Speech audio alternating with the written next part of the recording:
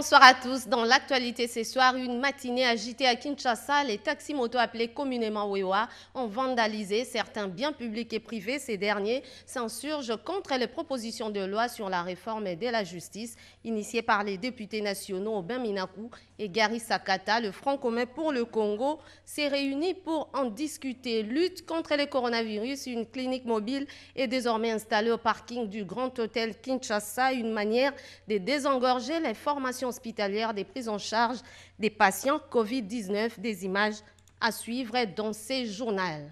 Bienvenue à tous. Les projets Grand Inga au cœur des enjeux à l'échelle africaine et internationale. Le chef de l'État, Félix-Antoine Tshisekedi Tshilombo, a lancé il y a peu la conférence panafricaine sur le projet Grand Inga par vidéoconférence, des travaux qui se sont poursuivis en atelier, nous dit Pierre Kibambe Somoïsa. Il se tient depuis lundi 22 juin 2020 la conférence panafricaine sur le projet Grand Inga et l'hydroélectricité en RDC. Après les discours d'orientation prononcés par le chef de l'État, Félix-Antoine Tshisekedi Tshilombo, à l'ouverture des assises, l'heure est aux travaux en atelier par vidéoconférence. Une séance de travail des experts élargie au ministre d'État en charge des ressources hydrauliques et électricité Eustache Mouangi et au directeur général de la SNEL s'est tenue au cabinet du Conseil spécial du chef de l'État en matière d'infrastructure, séance au cours de laquelle le ministre d'État a déclaré ouvert les travaux en atelier de cette conférence dont il a aussi circonscrit les attentes. Les attentes de la RDC, non seulement de la RDC mais du continent africain, sont des grandes attentes. Parce que Inga, c'est un méga projet.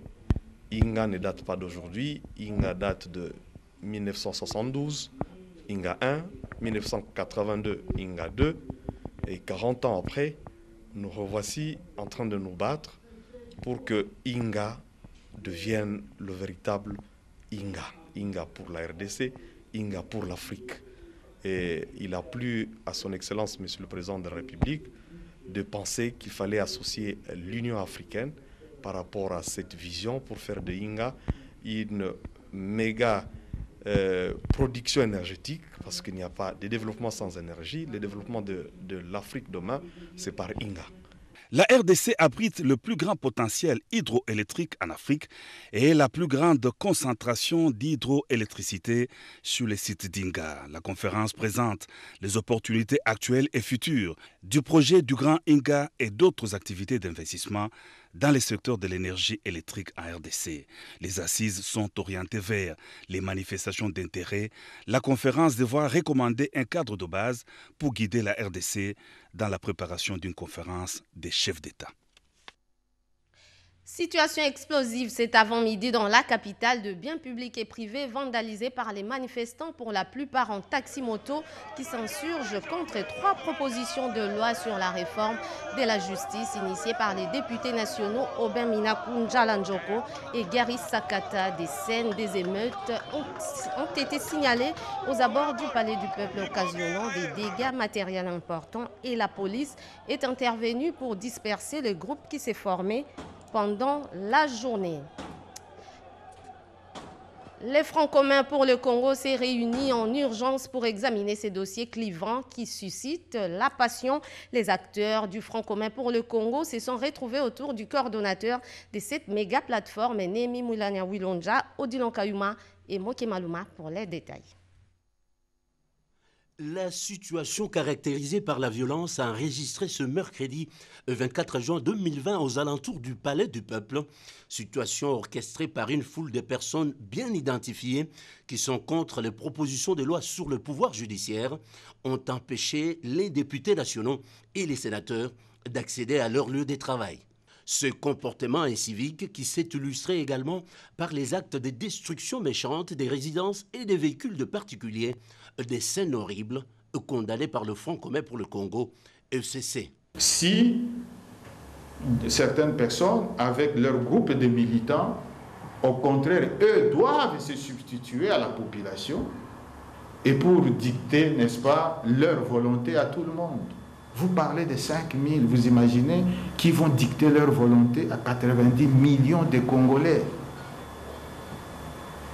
Et vous dites que nous allons rester toujours en démocratie. Alors ne pense pas. C'est une notion dangereuse, très dangereuse. Il ne faut pas être complexé d'être minoritaire dans un pays ou dans un parlement. Il ne faut pas être complexé. Et surtout quand vous levez l'option d'aller en coalition avec une force majoritaire. Mais alors, utilisez ces mécanismes-là de coalition pour que votre volonté soit prise en compte. Mais pas vous, minoritaires, vous voulez imposer votre volonté à la majorité. Ça ne marchera pas. Vu l'ampleur des dégâts causés par ces violences répétées dans les périmètres du Palais du Peuple, Némi Mouilagna lâche. Ceux qui pensent avoir le monopole du désordre et de la violence, il faut qu'ils sachent qu'on sait toujours comment ça commence. On ne sait jamais comment ça se termine. Pourquoi? Pourquoi, alors qu'on attend d'eux qu'ils exercent le pouvoir qui leur est conféré par la Constitution et consorts, doivent-ils se laisser aller vers une politique de terre brûlée? Pourquoi? Très déçu, le coordonnateur en appelle les autorités du pays à mettre fin au désordre de la rue et à s'occuper des problèmes essentiels de Congolais. Et c'est comme ça que nous avons rappelé la fois passée, depuis 60, toutes les tentatives allant dans le sens de brimer la majorité parlementaire ou le Parlement tout court ont été à l'origine de la déstabilisation de ce pays. Il faut que ça s'arrête. On n'en a pas besoin. Enfin, pour Némi Mouilagna, la voie de la sagesse optée au niveau de la coalition n'est pas une faiblesse. Il est impérieux, a-t-il insisté, que les membres de la dite coalition regardent dans la même direction pour protéger la démocratie. Responsabilité oblige. Des appels au calme pour éviter une escalade, la dynamique de la jeunesse du Grand Bandundu appelle à la retenue. Suivez. Dans une déclaration rendue publique à l'issue de leur réunion organisée ce mercredi 24 juin à Kinshasa, les leaders de l'ASBEL, dynamique de la jeunesse de l'espace Grand Bandundu, appellent leurs membres en colère et dont les esprits sont déjà surchauffés suite aux actes de vandalisme dont sont victimes certains de leurs leaders politiques de la part de certains motocyclistes communément appelés Wewa à l'apaisement, à la paix, à l'unité et à la cohésion nationale. Nous, jeunesse de la province du Grand Bandundu, dénonçons avec force l'agression de la résidence de notre grand leader, l'honorable Aubin Minaku Njalanjoko, ainsi que Yandré Kimbuta, par le Wewa militant bien identifié de l'IDPS, qui répondait à l'appel lancé par leur secrétaire général contre notre élu du Diofa, qui, dans ses attributions, a présenté des propositions de loi à l'Assemblée nationale. Seule cette Assemblée nationale est responsable constitutionnelle pour statuer. En ce moment où le chef de l'État nous appelle et nous interpelle à une cohésion nationale, nous, jeunesse du Grand Bandundu, constatons avec regret le sabotage de cette interpellation. À ce sujet, nous, jeunesse de la province du Grand Bandundu, Kwango, Kwilu, Maïndombe et Kinshasa, mettons en garde cette milice qui cherche à installer le désordre à Kinshasa par ses comportements agressifs que toute la population de Kinshasa déplore. Nous interpellons les autorités nationales et provinciales de prendre en urgence des mesures pour mettre fin à ces comportements dangereux. La jeunesse du Grand Bandundu exhorte sa population présente à Kinshasa et ailleurs au calme et à éviter de tomber dans les provocations.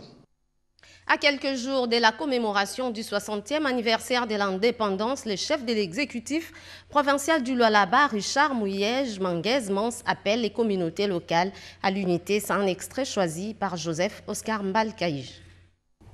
Notre pays, la République démocratique du Congo, va totaliser 60 ans d'indépendance. À quelques jours de la célébration de cet heureux événement, le Conseil provincial de sécurité a jugé utile, après analyse du tableau politique et sécuritaire de la province, de rassurer davantage toutes les communautés vivant dans la province du Lualaba en général et dans la ville de Kolwezi, son chef-lieu en particulier. En effet, certains de nos compatriotes, animés d'esprit de destruction, ont choisi d'inonder les réseaux avec des messages fallacieux et autres déclarations tendancieuses avec pour seul objectif la création et la multiplication des foyers de tension.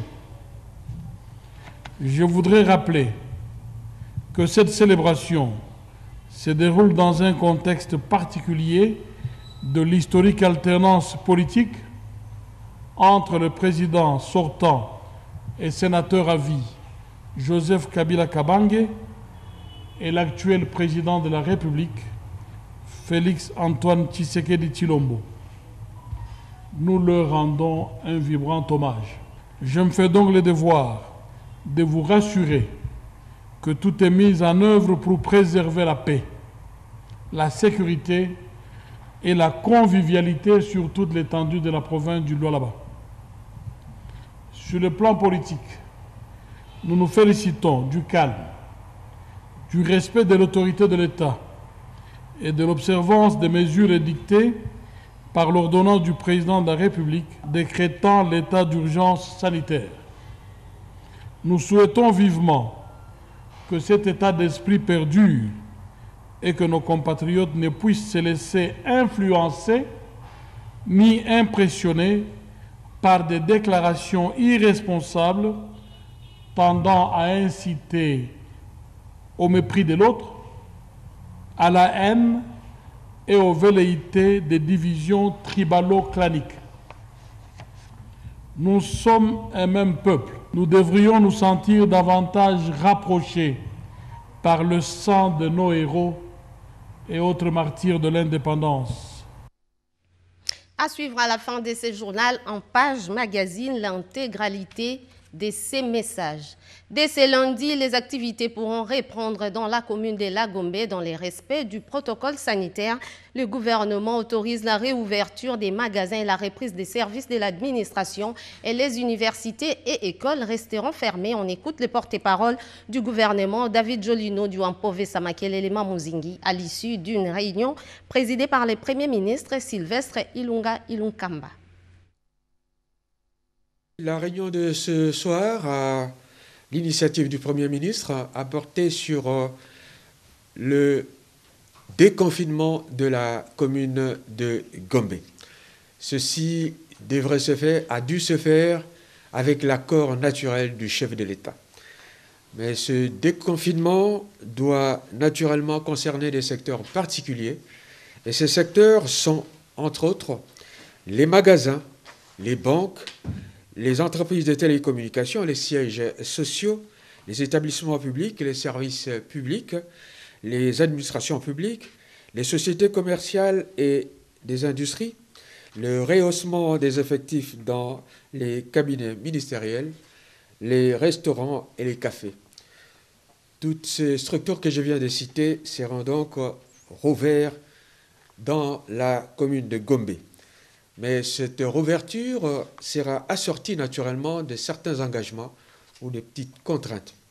Parmi ces engagements, on doit noter qu'il faut absolument que les structures concernées puissent placer les barrières devant l'entrée, notamment de chaque magasin, doivent procéder à la désinfection des lieux avant l'ouverture, doivent procéder à la prise de température par thermoflash devant l'entrée, doivent placer le dispositif de lavage de mains et d'application des gels hydroalcooliques devant l'entrée, doivent faire respecter les mesures barrières pour le port obligatoire des masques et la distanciation physique, doivent réaménager les heures d'ouverture et de clôture, doivent organiser le dispositif de nettoyage du magasin après 17 heures, doivent organiser le suivi de l'état de santé du personnel.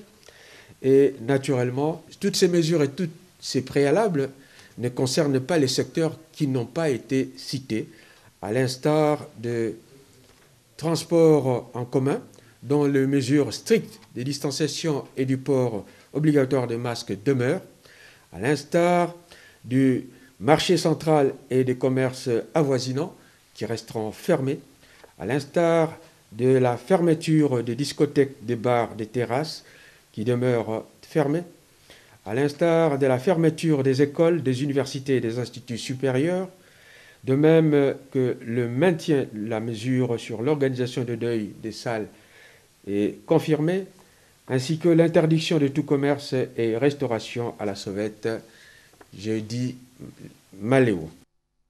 La situation épidémiologique du Covid-19, l'on observe un net recul des cas des décès suite au Covid-19 en République démocratique du Congo sur un cumul des 6213 cas confirmés. Les pays ont enregistré 142 décès et 870 guéris et près de 267 cas détectées après investigation.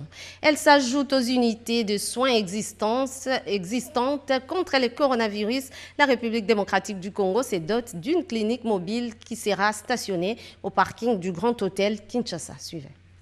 C'est une clinique mobile Covid-19 composée essentiellement de 9 grandes tentes bien équipées avec collectivement une capacité d'accueil d'environ 210 lits. C'est là en vue d'assurer la prise en charge de patients du Covid-19. Et lors de cette séance inaugurale, le directeur général délégué des HJ Hospitals a souligné l'importance de cette œuvre. Excellence, Monsieur le ministre de la Santé, cette clinique mobile Covid procède donc de la mise en œuvre de la philosophie qui dirige et oriente les actions de HJ Fondation. Elle sera mise dès ce jour et après cette cérémonie à la disposition de l'autorité gouvernementale dans le cadre d'un partenariat public-privé en vue de renforcer la capacité d'accueil des hôpitaux publics et privés de la ville de Kinshasa, alignés pour lutter contre la pandémie Covid-19. Pour sa part, le ministre de la Santé, le Dr Eteni Longondo, a salué l'implication personnelle du chef de l'État et a rappelé l'accompagnement des partenaires dans cette lutte. Je voudrais ici remercier le président de la République qui a permis que le pays puisse avoir la capacité de lutter contre cette pandémie. Je voudrais aussi remercier nos partenaires qui ne cessent de nous accompagner dans cette lutte et aussi de HJ Hospital qui nous a aidés dans la construction de ces tentes qui vont nous permettre de prendre en charge les malades souffrant de la Covid. Je voudrais également profiter de cette occasion pour remercier le personnel médical qui ne cesse, n'est-ce pas, de braver la peur et les encourager à continuer cette guerre, parce que c'est une guerre contre un ennemi invisible. Le gouvernement de la République traduit ici encore toute sa détermination à assurer efficacement la lutte contre cette pandémie qui continue de causer des conséquences néfastes dans d'autres secteurs d'activité. Pour un contexte particulier, un document particulier, les documents normatifs sur la santé de la mère et de l'enfant pendant les coronavirus a été présenté au public. C'est un reportage signé Bibiche Mbete rendu par Joseph Oscar Mbalkaïj. Contribuer à la réduction de la mortalité maternelle et infantile en assurant la continuité des services dans les contextes de Covid-19, tel est l'objectif global de la production de ce document qui vient renforcer les normes et directives relatives aux interventions intégrées de la santé de reproduction de la mère, du nouveau-né, de l'enfant, de l'adolescent et de la nutrition en RDC. La ministre provinciale de la Santé a procédé ce mardi 23 juin 2020 à la remise symbolique d'un lot de 1000 exemplaires à la division provinciale de la Santé, des manuels qui seront par la suite mis à la disposition des différentes zones de santé de Kinshasa.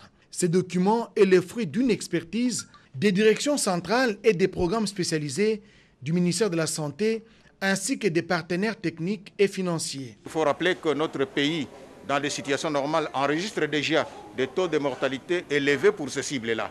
Et avec l'arrivée de la pandémie à Covid, ce sont des cibles qui sont déjà vulnérables. Alors il était question que le ministère de la Santé, à travers ses directions et programmes, réfléchisse et puisse produire cet outil que nous venons de remettre à DPS Kinshasa. Au fait, l'outil, qu'est-ce qu'il ajoute le plus par rapport à ce qui existe? C'est que les prestataires qui offrent le soin de la SRMNEA auprès des mères nouveau-nés, comme je l'ai dit tantôt ici, ils doivent, une fois de plus, se protéger et respecter les mesures barrières pour ne pas propager, d'abord pour éviter les risques de contamination à la Covid-19 et éviter cette propagation aux bénéficiaires qui viendraient. Reste à présent la multiplication de ces documents normatifs en quantité suffisante pour le rendre disponible dans tous les pays. En cette période de pandémie, certains hôpitaux manquent cruellement des ressources, surtout en termes d'équipement. Caritas Congo Développement a volé au secours de l'hôpital général de Kikimi, dont la zone de santé a enregistré près de 15 cas et 2 décès. D'autres précisions dans ces reportages signés Eugénie Dada-Chaban. 2 morts et 15 cas confirmés de la Covid dans le quartier urbano-rural de Kikimi, dans la commune de Lansele. Un quartier de Kinshasa qui héberge bon nombre de populations qui vivent dans l'extrême pauvreté. Ce qui dément naturellement le fait qu'une certaine couche sociale de la population congolaise pense que la Covid-19 est une maladie des riches. Dans le cadre de ces actions de riposte contre cette pandémie très meurtrière, l'Église catholique, par les biais de Caritas Congo Asbel et ses 47 bureaux diocésains des œuvres médicales, ont volé au secours du centre hospitalier des références de Kikimi. Le secrétaire général de Caritas Congo, Asbel Boniface Nakwa Galewi, a remis un lot de matériel et équipements dans le cadre de la riposte contre cette pandémie. Question de permettre à cet hôpital général de référence de la zone de santé de Kikimi de faire face à cette pandémie qui n'épargne personne. C'est constitué essentiellement de matériel de protection et de contrôle de l'infection, des matériels et équipements de protection pour le personnel de santé, des outils thérapeutiques de base, il y a des masques de protection, des bottes, il y a des lunettes de protection, des gants, des oxymètres, des concentrateurs. Pour les médecins, chef de zone de la zone de santé de Kikimi, Dr Jacques Louyano, et les médecins directeurs de cet hôpital, Dr Hans Schwaz, c'est une bouée de sauvetage. Nous tenons à remercier nous, le comité directeur du CH Kikimi, ensemble avec notre personnel, la Caritas Congo. Nous sommes actuellement équipés pour faire face à cette pandémie Covid-19. Cette action matérialise la planification des actions sanitaires de Caritas Congo et BDOM avec le ministère de la Santé publique. C'est avec l'appui financier de la Conférence épiscopale italienne et Caritas Italiana. Autre chose, la sensibilisation concerne plus les communautés de base et entités territoriales décentralisées et déconcentrées. Le ministre de la Communication et des Médias, David Jolino, du Wampove Samake, l'élément Mouzingi, est allé à la rencontre du personnel soignant de la commune d'Endjili. Suivez.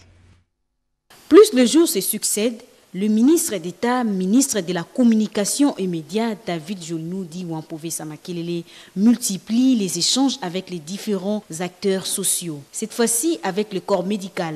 La rencontre a porté sur la ferme implication et la disponibilité du personnel soignant dans la sensibilisation sur certains paramètres liés à la lutte contre le coronavirus. Notamment la connaissance exacte de recommandations face à cette pandémie, son impact et les dangers réels. Pour assurer la prise en charge, les équipements techniques, entre autres les tensiomètres et les thermomètres, seront mis à leur disposition afin de diagnostiquer avec fiabilité les données recueillies auprès de la population. Ces personnels de santé est donc appelé à tenir compte du rôle prépondérant qu'il doit effectivement jouer pour mieux accompagner la riposte. En soutenant aussi cette campagne de sensibilisation menée par le ministre d'État David Jolino dit Wampove Samakelele pour vulgariser davantage les mesures préventives. La sensibilisation peut atteindre les couches les plus reculées de nos populations, en particulier de la Tchamo.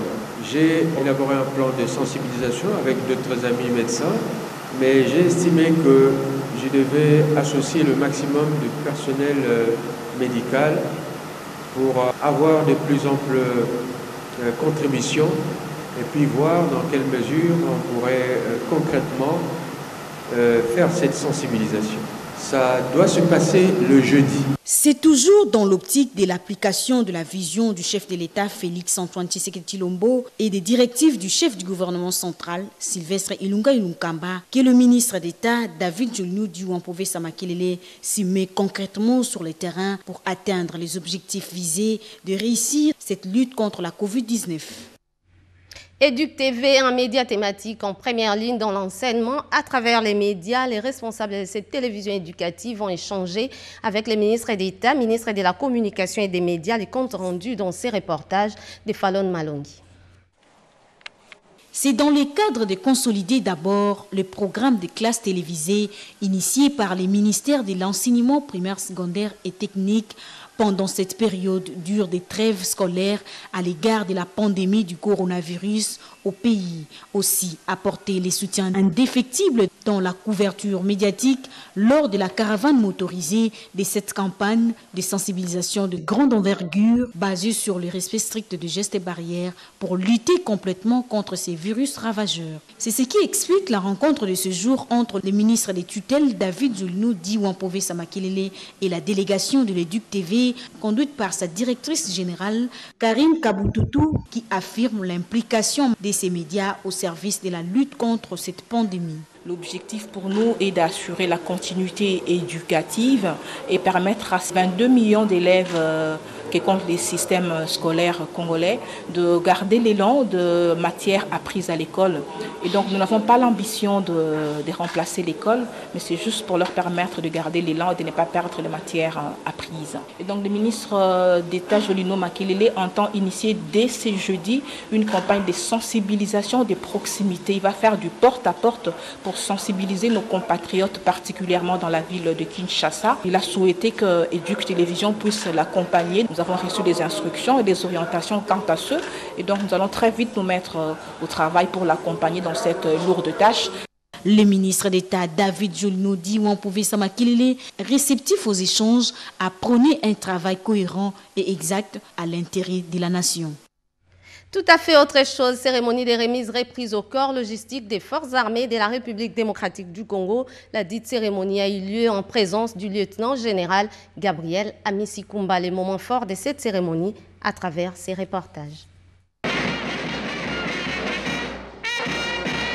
Dans une cérémonie de remise et reprise qui s'est tenue à l'état-major de ces corps, en présence du lieutenant-général Amisi-Kumba Gabriel, le chef d'état-major général adjoint en charge des opérations et renseignements, représentant le chef d'état-major général des forces armées de la République démocratique du Congo. Au terme de cette cérémonie, le lieutenant-général Mboyama et le général-major Assoumani s'est exprimé en ces termes. Je suis d'abord fier parce que j'ai commencé ma carrière comme sous-lieutenant de la logistique. Et je termine ma carrière comme lieutenant général de la logistique. J'ai eu un personnel très bien, serviable, respectueux, et nous avons cheminé avec eux pendant ces 2 ans et demi, si pas 3 ans de service au corps logistique. Le général Assoumani qui va assurer l'intérim, d'abord je lui souhaite d'avoir plein de courage, et d'avoir les 2 pieds sur terre. C'est une joie, mais c'est une lourde tâche. Quand la logistique ne marche pas, mais on n'a pas une armée. On a de grandes responsabilités à assumer. Je ne peux m'en sortir de cette responsabilité qu'avec l'appui, le soutien de tous les membres, d'abord de l'état-major, corps logistique, et ensuite des commandants d'unité. Profitant de l'occasion, le lieutenant-général Amissi a prodigué des sages conseils à la nouvelle équipe et a aussi remercié le lieutenant-général Mboyama pour ses bons et loyaux services rendus à la nation. La République démocratique du Congo et ses ressources halieutiques importantes peut-elle faire face à la crise sanitaire qui entraîne une crise alimentaire? À l'occasion de la Journée nationale du poisson, les ministres de la pêche et élevage, Jonathan Bialousoukawata, appelle à la révalorisation du domaine de la pêche. Il est au micro de Cédric Eninambo et Pierre Moutombo.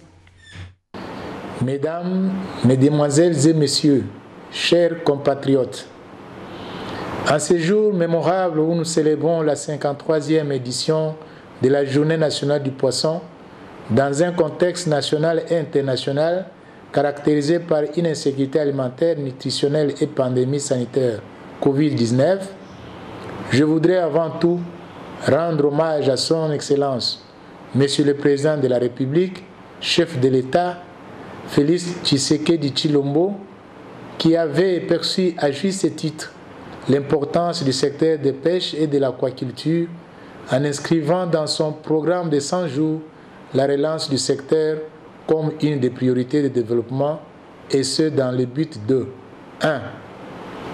Renforcer sa contribution à la croissance économique du pays. 2.